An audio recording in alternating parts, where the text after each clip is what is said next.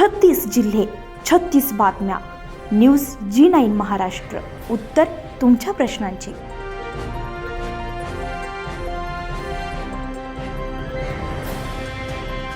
त्यांच्या विकासासाठी विकास बसलाय आंदोलनाला. भोकरदनच्या विकासासाठी विकास बसलाय आंदोलनाला. बघा विकास कसा आहे. माझ्या पाठीमागे बघू शकता भोकरदनचा प्रसिद्ध स्विमिंग पूल म्हणजे महात्मा फुले चौकामधला हा विकास आहे.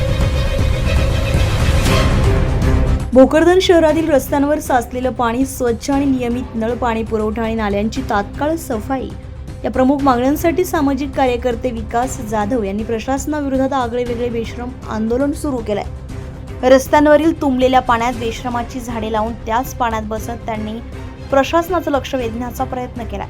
शहरातील मूलभूत समस्यांकडे प्रशासनाचं लक्ष वेधण्यासाठी करण्यात आलेल्या या अनोख्या आंदोलनाची नागरिकांमध्ये मोठी चर्चा सुरू आहे. या आंदोलनाला विद्यार्थी तसेच सामान्य नागरिकांची देखील उत्स्फूर्त पाठिंबा मिळतोय. शहरातील पाणी साचण्याची समस्या, नियमित पाणी पुरवठा आणि नाल्यांची साफसफाई तातडीने करण्यात यावी अशी मागणी आंदोलकांनी केली आहे. या अनोख्या आंदोलनाची प्रशासन कितपत दखल घेत आहे आणि नागरिकांच्या समस्या सोडवण्यासाठी कोणती पावलं उचलत आहे याकडे आता संपूर्ण भोकरदन वासियांचं लक्ष लागलंय. या ठिकाणचे सन्माननीय 2 नगरसेवक या प्रभाग क्रमांक 5 चे असतील.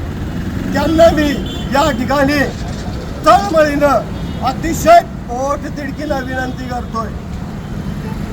अरे साहेब, तुम्ही त्या ठिकाणी निवडून आम्ही तुम्हाला दिलं, त्या ठिकाणी तुम्हाला बसवलं, याचा अर्थ नगर परिषद तुमच्या बापाची जहागीर नाहीये. खऱ्या अर्थानं तुम्ही या जनतेचे सेवक आहात. सेवक. न्यूज G9 महाराष्ट्रासाठी मजहर पठाण, भोकरदन.